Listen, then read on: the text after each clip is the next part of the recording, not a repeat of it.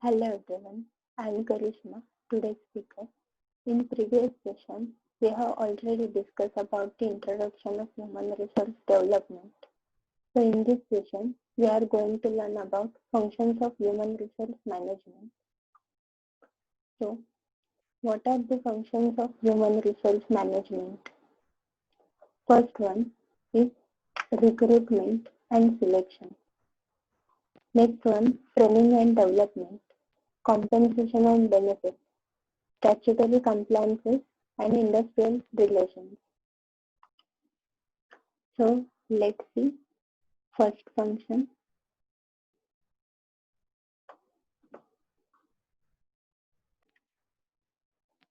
What is recruitment? Recruitment refers to the process of identifying, attracting, interviewing, selecting, hiring, and onboarding employees. In other words, it involves everything from the identification of the staffing need to filling it.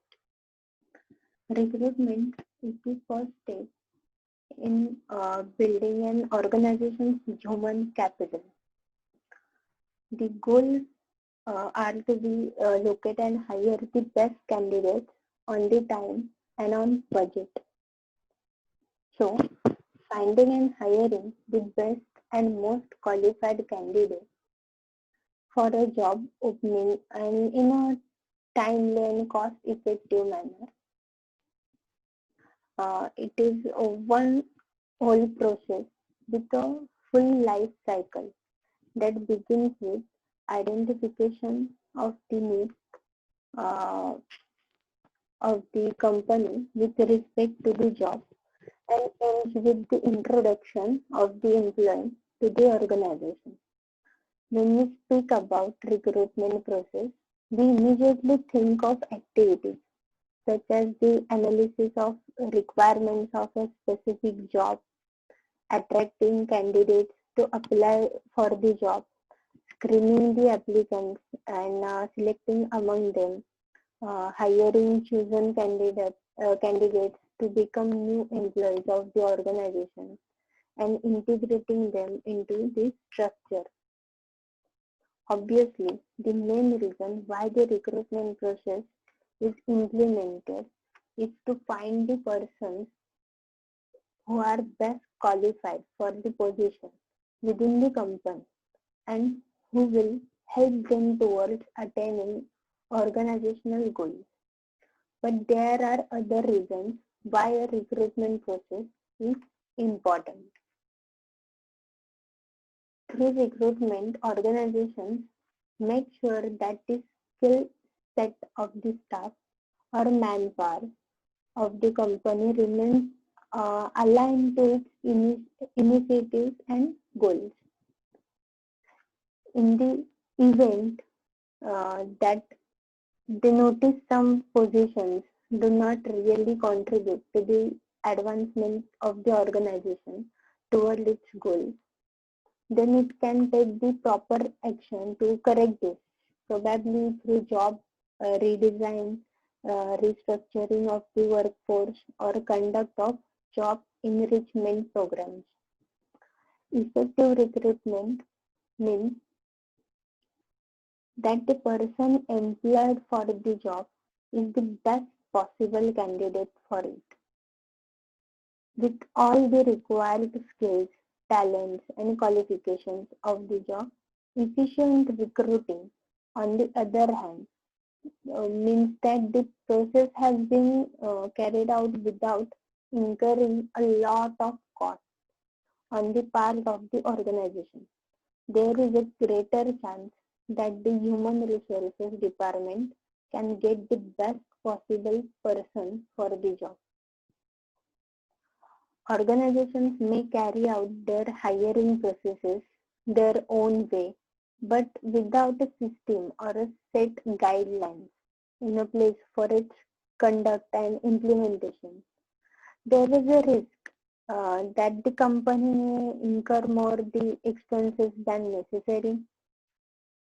The company will also end up washing its resources if the wrong or unqualified person was actually hired. Not only will this create problems for the company, in the long run, particularly in the attainment of its goal, but would mean that the organization would also have washed its resources in training an employee that that is not right for the job after all. There are various rules, laws, and regulations that organizations must adhere to when it comes to its human resource management. Equal opportunity employment and non-discrimination in hiring are two of them. By following a recruitment process, the chance of the organization violating these policies will be low. This is how you can create your employer value position and convince talent to join your company. Recruitment is affected by several factors. These factors play a big part on whether the recruitment process will be successful or not. First one is size of the organization. A large organization is bound to have a higher demand for new employees. It is bound to look for more people. Since the structure will require more manpower, on the other hand of the spectrum, a small enterprises like a new company just starting its operations will require a lean staff. Comparing the two, it is clear that the smaller enterprise will have a simpler or more straightforward and shorter recruitment process conducted by only one or two people. The large organization, however, will have a lengthier and a more complex recruitment process, one where several members of the organization will take part in it. Next one is current employment conditions. In the economy, try comparing employment opportunities in a country with a developed economy with that of an underdeveloped one. An organization operating in an underdeveloped economy may have difficulty finding the candidates with the talents and skills it requires. The availability of prospective, we can say, prospective talents uh, is one huge issue with respect to the economy that can enterprise belongs to.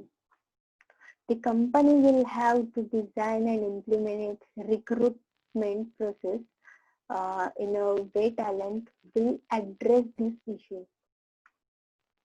Next one is salary structure of the organization. Say one company is known to provide higher salaries and wages to its employees. Once it advertises its open position, candidates are likely to line up submitting their resumes. However, a company known to be quite stingy with its wages will have more difficulty recruiting top talents. In addition, it may even have problems keeping or retaining its employees, since no employee would want to stay for a long time in a company that will not pay him enough for his services. Next point is working conditions within the organization.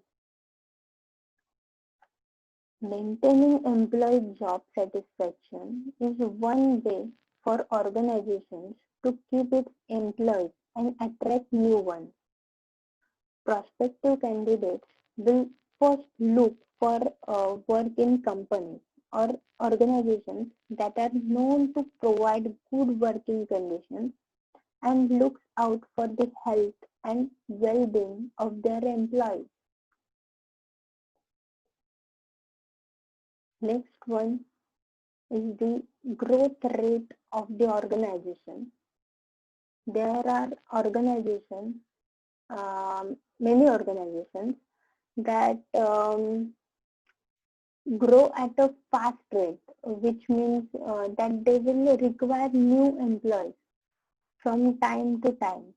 However, there are also organizations that do not grow as much or even at all.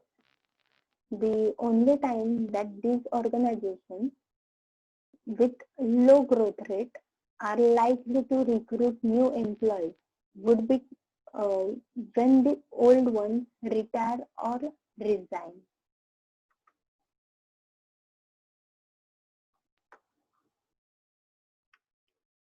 Then, recruitment process. Organizations, depending on their structure and specific needs, may have special procedures that they integrate into their recruitment process. For purpose of discussion, however, we will take a look at the general approach of recruitment process, one that is used by most organizations or companies across various industries. Many say that recruitment begins when the job description is already in the place and hiring managers begin the process of actually looking for candidates. However, if we are looking at it most holistically, the process begins way earlier than that. Prior to the recruitment process, the organization must first identify the vacancy and evaluate the need for that position. Will the organization suffer if that vacancy is not filled up? Is there really need for the need for that open position to be occupied by someone? If the answer is affirmative, then you can proceed to the recruitment. So here we can say the first step, uh, maybe conduct of a job analysis. Basically, this step will allow the human resource manager, hiring manager, and other members of management on what the new employee will be required to do in the position that is currently open for filling up. This has to be done in a systematic manner, which is what the job analysis is for. According to human resource manager, the position or job description is the core of successful recruitment process. After all, it is the main tool used in developing assessment test and interview questions for the applicants. Then building a job description before anything else, the organization must first know exactly what it needs or who it needs. It could be that the organization deem a need for a job that is not included in the current roster of the jobs. Hence, the need to create a new one. Job analysis involves identification of the activities of the job and the attributes that are needed for it. These are the main parts that will make up the job description. This part has to be done right. since the job description will also be used in the job advertisements when it is time to source out talents. Job description generally includes designation, experience required, educational qualification, work location, salary, number of vacancies if more than one vacancy, desired candidate profile, roles and responsibilities. Then next step is sourcing of talent. This is the stage where the organization will let it be known to everyone that there is an open position and that they are looking for someone to fill it up. Before advertising, however, the organization must first know where to look for potential candidates. They should search out the sources where the persons that can potentially fill the job are going to be available for recruitment. So here are some sources of recruitment. They are categorized in internal and external sources. Internal sources includes promotional activities, transfer, employee references, job rotation, and external sources includes advertisements, campus interviews, job fairs, walk-in interviews, consultancies, portals like Naukri, um, then um, India Beats, etc. Company website. Uh, uh, some company put their vacancies on their website on career under career column. Then next step is screening of applicants. Preliminary screening, it is often the case, especially in large organizations where one open position will receive hundreds to thousands of applicants from candidates. It would be good for hiring managers to be able to interview each and every single one of them. However, that is also impractical and very tedious. Not really advisable, especially if the organization is in need of manpower in the soonest possible time. Thus, there is a need to shorten the list of candidates, and that is done through the primary screening. Usually, this is conducted by going through the submitted resumes and choosing only those that are able to meet the minimum qualification. It is possible that this is would shorten the list of applicants, leaving a more manageable number.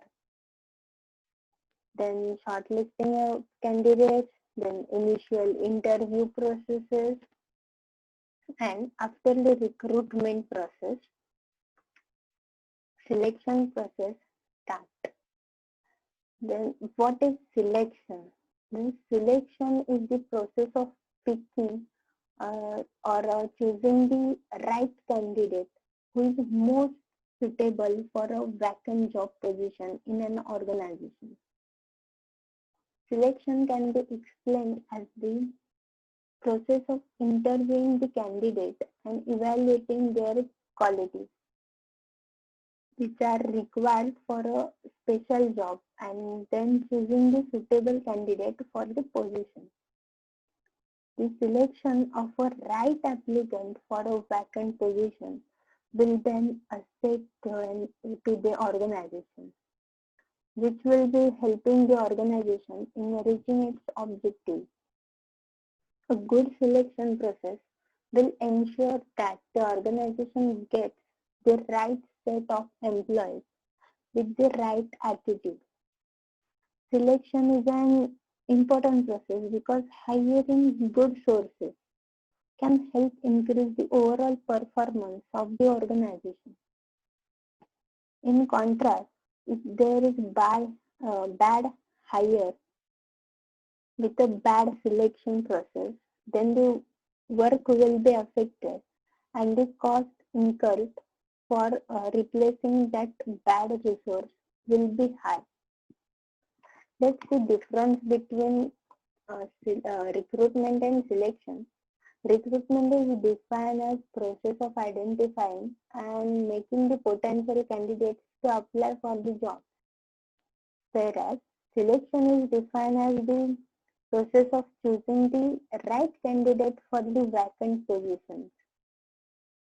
Recruitment is called as positive process with its approach of attracting as many candidates as possible for the vacant jobs.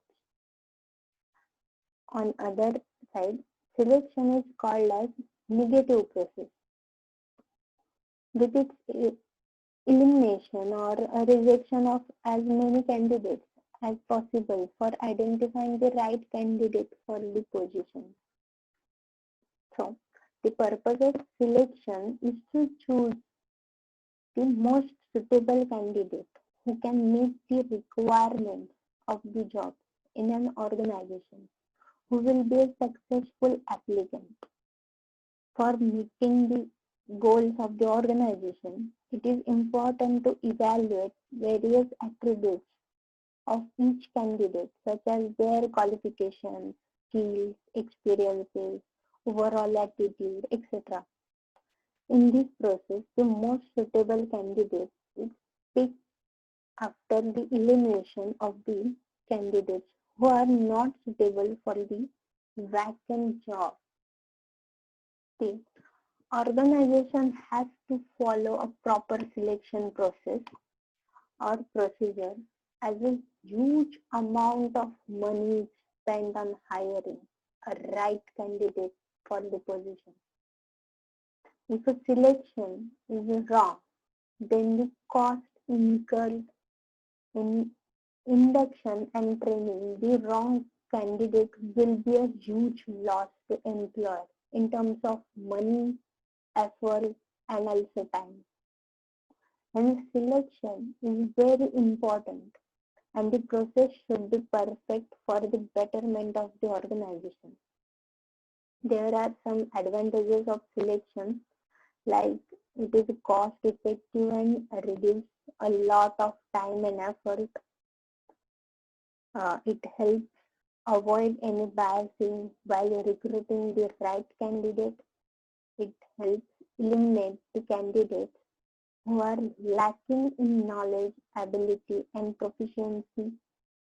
It provides a guideline to evaluate the candidates further through strict verification and reference checking. It also helps in comparing different candidates in terms of their capabilities, knowledge, skills, experience, work attitude, etc.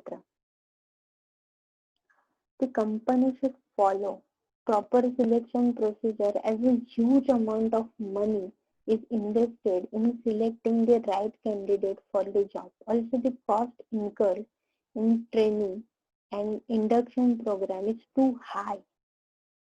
As we have discussed, that selection is very important for any organization for minimizing the losses and maximizing the profits. Otherwise, absenteeism and labor turnover are the grim situation for any organization. And if the candidates are not selected appropriately, then these problems will increase and overall efficiency of the organization will go down.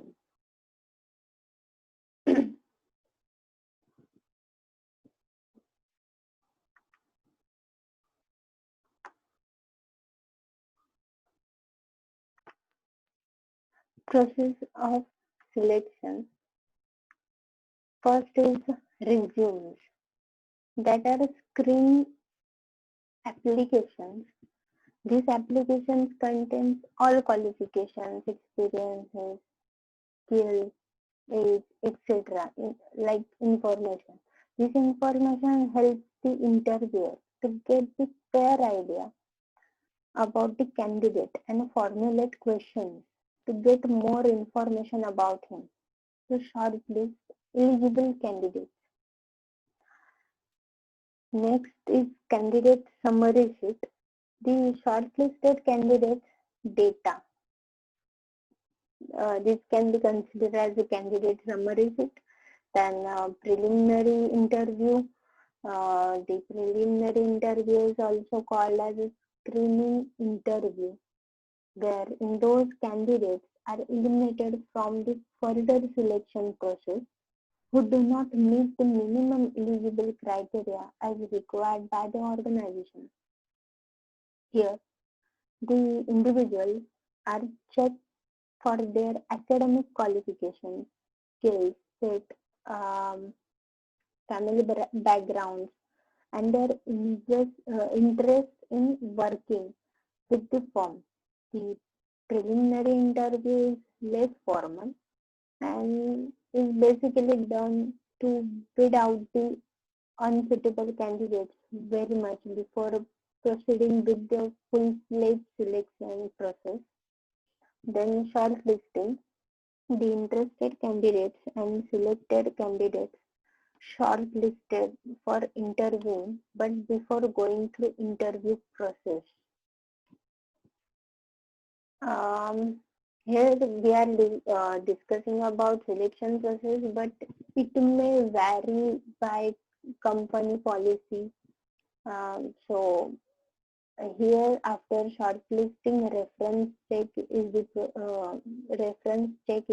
the point, but it can be done after final interview or before. Depends on company policy. Then reference checking of the eligible candidates. That is background check. It can be done after interview. Many company prefer this. The firm usually asks for references for the candidate to cross-check the authenticity of the information provided by him. Then these references could be from the educational institute from where the candidate has completed his studies, or from his previous employment where he was formally engaged. These references are checked to know the conduct and behavior of an individual, and also his potential of learning new jobs. Then final interview. An interview is a goal-oriented conversation in which the interviewer and applicant exchange information. The employment interview is especially sufficient because the applicants who reach this stage are considered to be the most promising candidates. Then final decision, uh, sorry, final, final selection. The final selection is the final process which uh, proves that the applicant has qualified in all rounds of the selection process and will be issued an uh, appointment letter. Some organizations prefer more rounds like medical checkup and salary negotiation, maybe as per designation too. Then medical checkup. Medical checkup is the process of examining the physical and mental fitness of the applicant, are checked to ensure that the candidates are capable of performing the job or not. This examination helps the organization in choosing the right candidates who are physically and mentally fit. Then salary negotiation. Salary negotiation is the process whereby the employer and potential employee reach agreement on the terms and conditions of employment. Salary negotiation generally start with an offer from the employer. The potential employee can accept the offer or choose to negotiate the details of the offer, usually by a deadline stated by the employer. The employer states a deadline to ensure that salary negotiation takes place in a short period of time so that the new employee can start to work um, earlier or sooner, or the employer realizes that they will not reach an agreement with the candidate and can contact other qualified potential employees before they are unavailable in the job market. Then it comes towards offer letter. Individuals who perform successfully in the preceding steps are now considered eligible to receive the employment offer. The actual hiring decision should be made by the manager in the department where the vacancy exists. In simple words, an offer letter is a letter given by a company to an potential employee that provides key terms of the prospective employee's employment. Key terms should include the position or title, name or position of supervisor, uh, full-time or part-time work schedule, exempt or non-exempt classification, duties, equity, bonuses or commissions, base salary, benefit, benefits, policies, actually employment status, confidentiality or invention assignment agreements, prior confidential information or restrictions, and any contingencies, etc. Then last uh, phase of this process is job acceptance or employment contract. Employee should submit signed copy of offer letter to regarding person to who he is going to report. Probably the human resource manager for confirmation of the job acceptance. Then if there any contract or agreement, have to sign for confirmation, and here is the selection process ends. Then next one is training and development. Training and development is any attempt to improve current or future employee performance by increasing an employee's ability to perform through learning, usually by changing the employee's attitude or increasing his or her skills and knowledge. It has specific goals of improving one's capabilities and capacity, productivity and performance. Training and development is one of the main functions of the Human Resource Management Department. Training refers to a systematic setup where employees are instructed and taught matters of technical knowledge related to their job. It focuses on teaching employees how to use particular machines or how to do specific tasks to increase efficiency. Whereas development refers to the overall holistic and educational growth and maturity of people in managerial positions. The process of development is in relation to insight, attitudes, adaptability, leadership, and human relations. So methods can be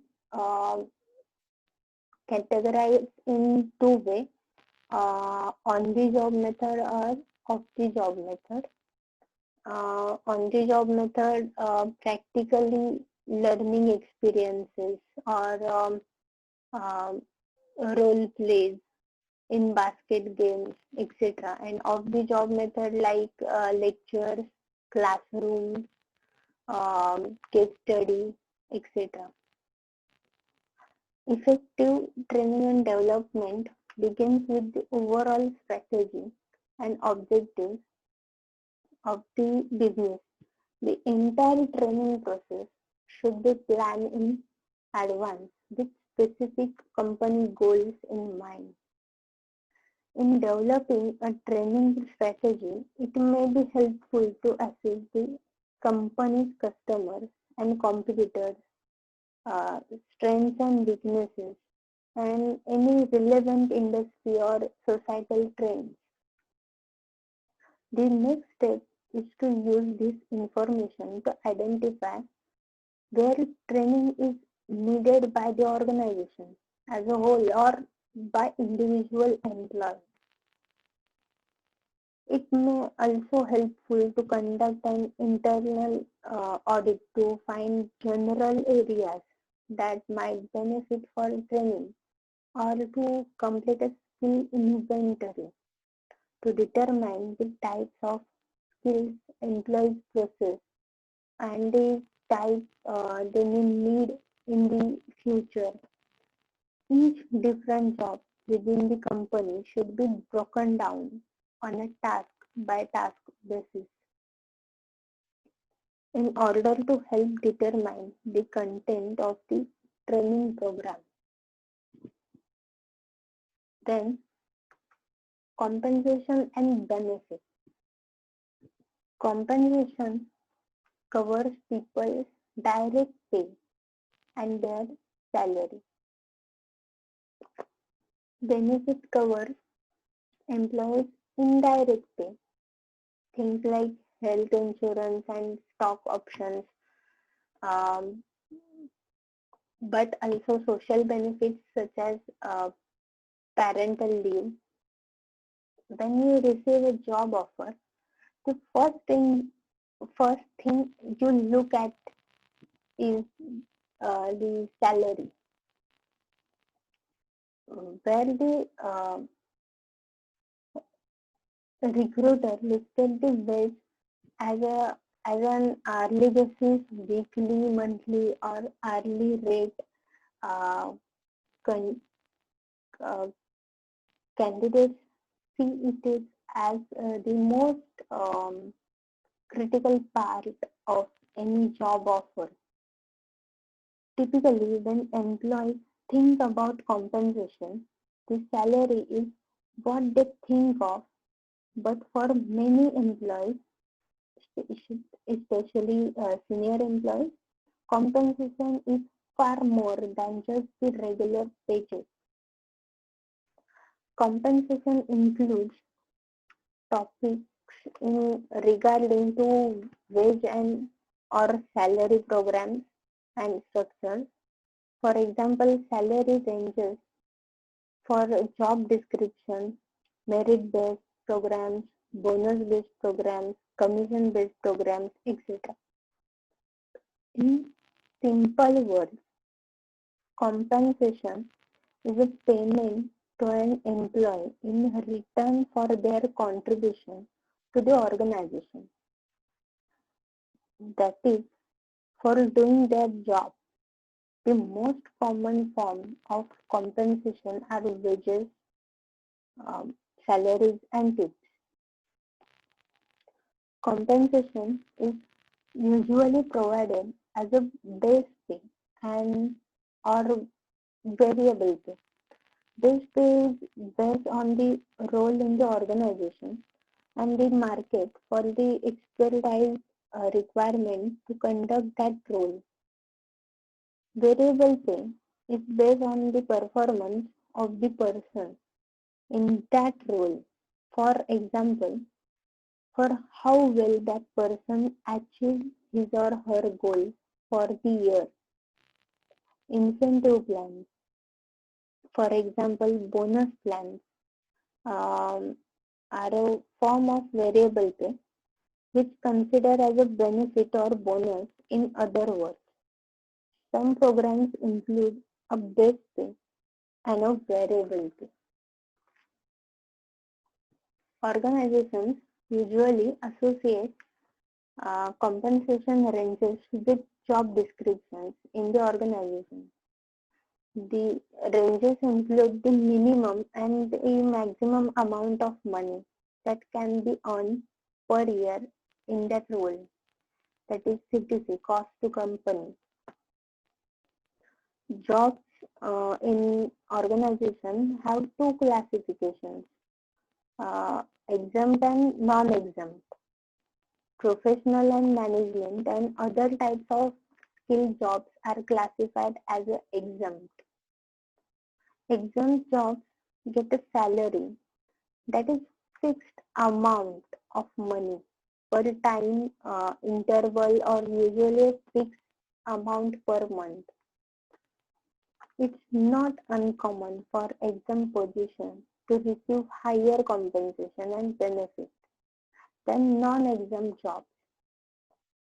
Although non-exempt jobs often uh, can make more money than exempt jobs simply by working more hours. Unskilled or entry-level jobs are usually classified as a non-exempt.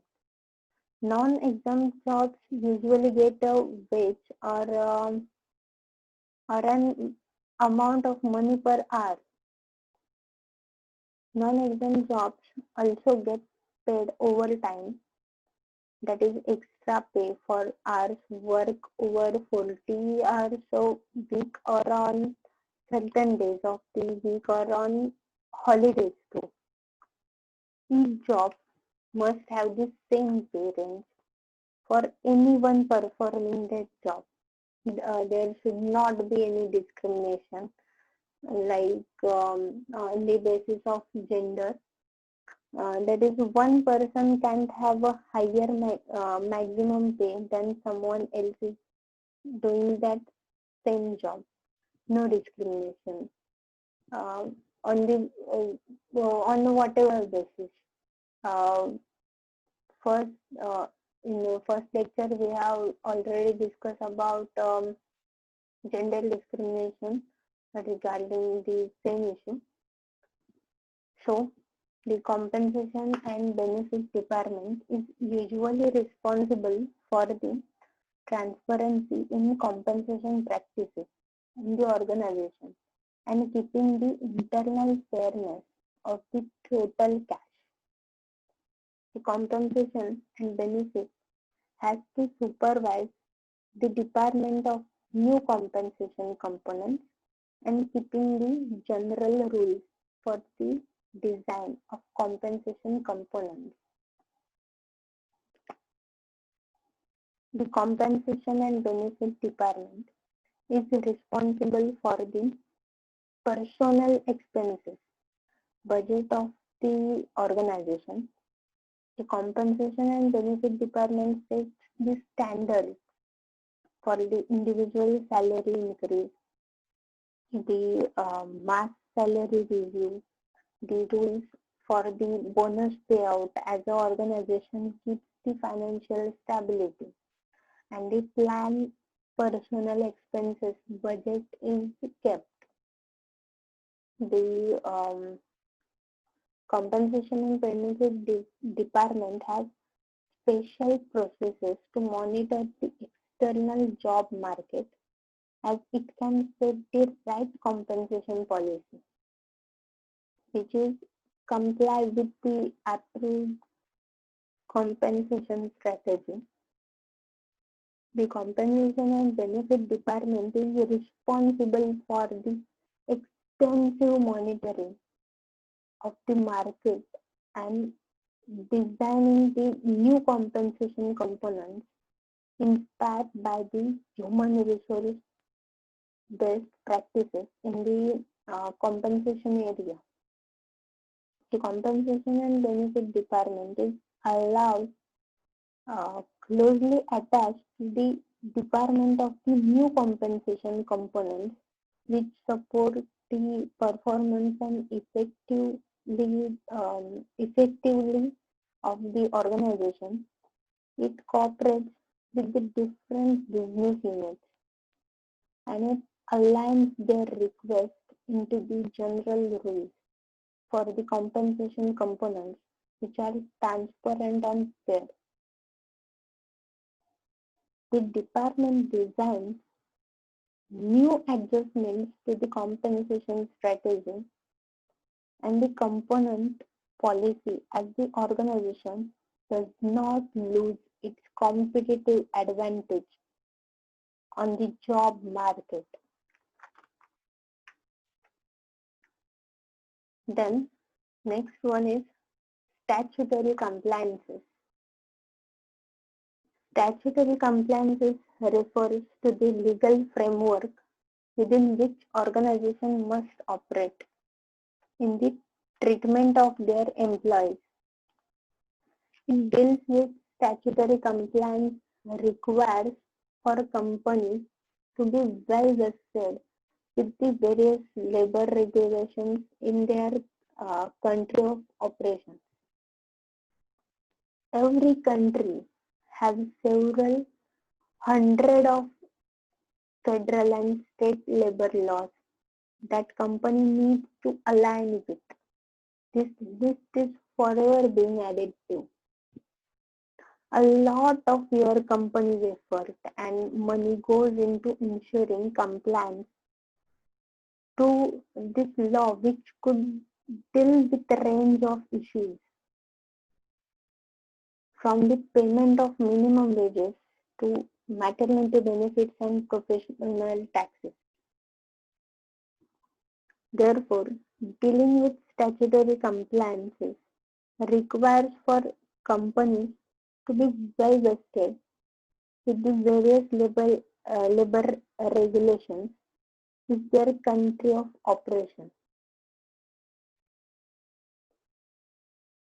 Adhering to statutory compliances is necessary for all big and small companies in the world to keep their business safe from the legal trouble. A deep knowledge of statutory compliances is required to minimize the risk associated with the non-compliance of statutory requirements. In today's competitive and legal business world, it is very challenging for employers to manage statutory compliances without a good payroll management software. Each country has various kinds of compliance requirements. There are number of statutory requirements for Indian companies and companies have to spend a significant amount of time in their payroll management to ensure that they are compliant with the legal regulations. If companies fail to adhere to statutory compliances, they may have to face heavy penalties which are several times more than complying with legal guidelines. Let's have a look over common statutory requirements that companies have to follow for their payroll management in India. Our first one is statutory requirements for minimum wages. This act provides for fixing minimum rates of wages for skilled and unskilled labor. It not only guarantees money for bare minimum survival requirements of workers, but also takes care of education, medical requirements, and some level of comfort of workers. The main wages act being a state subject, the statutory compliance of a centralized payroll management is to cater for the payment of minimum wages to an organization. Workers spread out across different states. Payment of overtime wages to workers is also statutory requirement as per the Factory Act and Payment of Wages Act. It affects sectors like manufacturing and construction. TDS deduction. So each employer is responsible to deduct tax from employee income, which is referred to as a tax deducted at source, that is TDS. The salary components that impact TDS deduction are HRA, special allowance, leave or travel allowance, children education allowance, medical allowance, and investment. According to the latest income tax law 2020, as employee has the leverage to choose from old and new tax regimes. The TDS deduction depends upon the choice an employee makes. The next tax regime reduces tax liability from an employee. The need to declare investments is eliminated and employees need not to submit investment proof. Third point is statutory compliances for ESI funds and PF deductions. So ESI maintained by ESIC is applicable to employees earning rupees 21,000 or less per month to provide the cash and medical benefits to them and their families. PF is compulsory contributory fund for the future of employees after their retirement or their dependents in case of their early death. Next point is professional taxes. Professional tax or employment tax is a state-based tax. It is one of the statutory deductions from the gross income before computing the tax. Then next is gratuity. Gratuity is the amount given to employees by an employer when they leave the job after completing 5 years in service. Last is EDLI. The EDLI means Employees Deposit Linked Insurance Scheme. It provides assurance benefit, that is death insurance cover to employees along with PF benefit. It is applicable to all employees with a basic salary below rupees 15,000 per month. The employees do not contribute anything towards EDLI. As per the latest rule, an employer is responsible to contribute 0.5% of the basic salary or a maximum of rupees 75 per employee per month. If the basic salary of an employee is above rupees 15,000 per month, the maximum capping to avail the benefit is rupees 6 lakh. So this is about statutory compliances. Then next point is industrial relations. The term industrial relations explains the relationship between employees and management, which stem directly or indirectly from union-employer relationship. Industrial relation is the relation in the industry created by the diverse and complex attitudes and approaches of both management and workers in connection with the management of the industry.